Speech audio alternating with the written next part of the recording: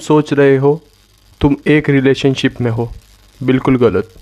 तुम दो रिलेशनशिप्स में हो और तुम्हें आधा गेम दिख ही नहीं रहा। इसीलिए तुम सब कुछ देते हो, फिर भी वो दूर जाती है या सीधा तुम्हें रिप्लेस कर देती है। सच सुनो, एक रिलेशनशिप वो है जो तुम देख रहे हो और एक वो जो उसके दिमाग में चल रहा है, और तुम दोनों को सेम समझ के खुद ही हार रहे हो। यहीं से सब खत्म होता है। हर रिलेशनशिप एक्चुअली दो रिलेशनशिप होते हैं, यानी एक रिलेशनशिप दो अलग लेवल्स पर एग्जिस्ट करता है।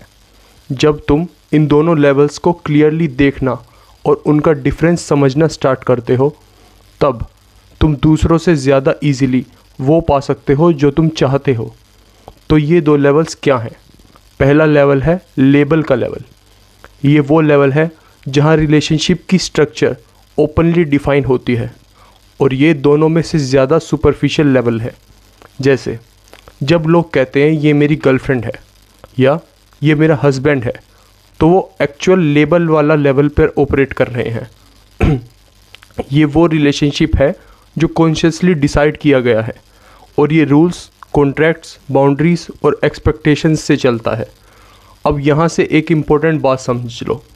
रिलेशनशिप की स्ट्रक्चर में इमोशन नाम की कोई चीज़ नहीं है।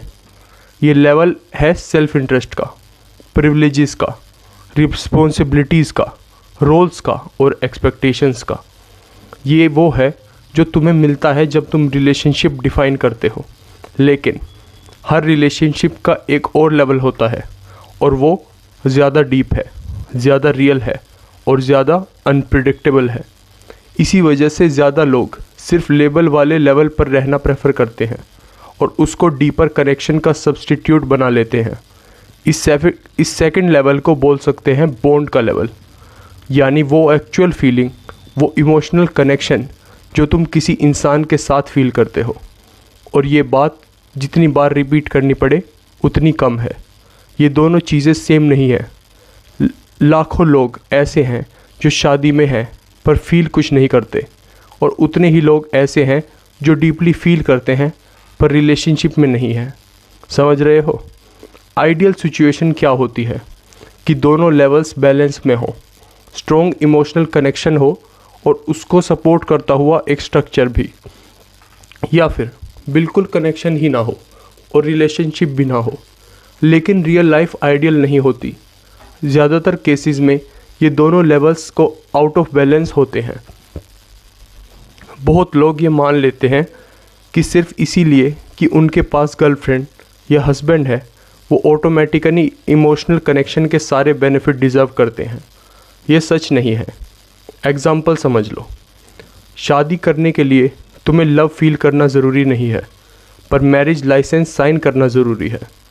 प्रॉब्लम तब आती है जब लोग सोचते हैं लाइसेंस साइन किया अब प्यार मिलना चाहिए, या प्यार है अब शादी मिलनी ही चाहिए। दोनों अलग चीज़ें हैं। जब कमिटमेंट को बॉन्ड का सब्स्टिट्यूट बना दिया जाता है तो कनेक्शन धीरे धीरे मरने लगता है, और फिर रिलेशनशिप या तो टूट जाता है या और भी बुरा एक प्रिजन बन जाता है। एक ऐसा रिश्ता जहाँ सिर्फ ड्यूटी बचती है, खुशी नहीं। रीज़न सिंपल है।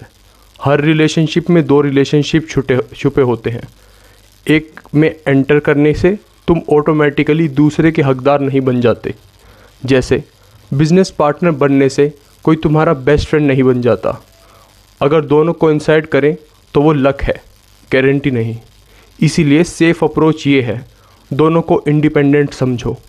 अब एक इम्पोर्टेंट सवाल, अगर तुम्हें चूज़ करना पड़े लेबल वर्सेस बॉन्ड, तो किसे प्रायोरिटाइज़ करोगे? बेटर चॉइस है बॉन्ड, क्योंकि एक्शन फीलिंग्स से आता है। लोग उनके लिए सब कुछ कर देते हैं जिनसे वो प्यार करते हैं, चाहे रिलेशनशिप हो या ना हो।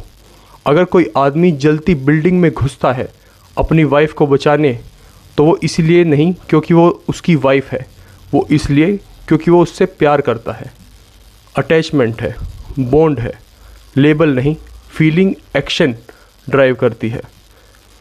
इसी तरह एक वुमन ज़्यादा लॉयल होती है उस आदमी के लिए जिसे वो जेन्युइनली लव करती है, चाहे वो उसका हस्बैंड हो या ना हो, क्योंकि लॉयल्टी और लव ट्रांजैक्शनल चीज़ें नहीं हैं। ये ना खरीदी जा सकती हैं, ना डिमांड की जा सकती हैं, और ये बाउंड्रीज़ को इग्नोर करती हैं। इसीलिए इनका लेबल से कोई लेना देना नहीं। तो फिर लोग बॉन्ड को प्रायोरिटाइज क्यों नहीं करते? क्योंकि इमोशनल कनेक्शन अनस्टेबल होता है, वेदर की तरह चेंज होता रहता है। उसको मेंटेन करना एफर्ट लेता है, टाइम लेता है, अटेंशन लेता है और थकाने वाला होता है। इसीलिए लोग धीरे धीरे स्ट्रक्चर पर रिलाई करने लगते हैं, क्योंकि वो इजी है। लेकिन प्रॉब्लम यहीं स्टार्ट होती है। लोग कनेक्शन बिल्ड करने की जगह रूल्स एनफोर्स करने लगते हैं। हस्बैंड को ऐसा नहीं करना चाहिए, गर्लफ्रेंड को वैसे बिहेव नहीं करना चाहिए। समझ रहे हो ना? अगर एक्चुअल कनेक्शन स्ट्रॉन्ग होता तो ये पुलिसिंग की ज़रूरत ही नहीं पड़ती। ऐसे लोग धीरे धीरे पार्टनर नहीं, पेरेंट, डिटेक्टिव या जेलर बन जाते हैं और फिर हर्ट फील करते हैं जब उनका पार्टनर अपने इमोशंस फॉलो करके रिलेशनशिप से बाहर निकल जाता है, चाहे एग्रीमेंट कुछ भी था। जो लोग इमोशनल कनेक्शन मेंटेन करने का एफर्ट नहीं डालते, वो अक्सर वही पाकर हार जाते हैं जो उन्होंने चाहा था। लेबल। एक्सट्रीम केस इमेजिन करो, ज़ीरो इमोशन पर परफेक्ट ओबीडियंस, रोबोट जैसा पार्टनर। क्या तुम ऐसे किसी के साथ खुश रह पाओगे? दूसरी तरफ जो लोग इमोशनल कनेक्शन पे काम करते हैं, उन्हें लेबल की टेंशन कम लेनी पड़ती है, क्योंकि लोग नेचुरली लॉयल हो जाते हैं उनके लिए जिनको वो लव करते हैं। बिहेवियर हार्ट फॉलो करता है।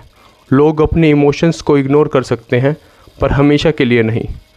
या तो वो टूट जाएंगे या अपने आप को एक हिस्सा किल कर देंगे।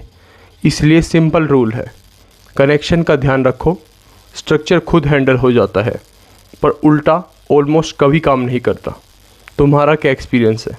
क्या ये तुम्हारी लाइफ से मैच करता है? बताओ कमेंट्स में। और सुनने के लिए धन्यवाद।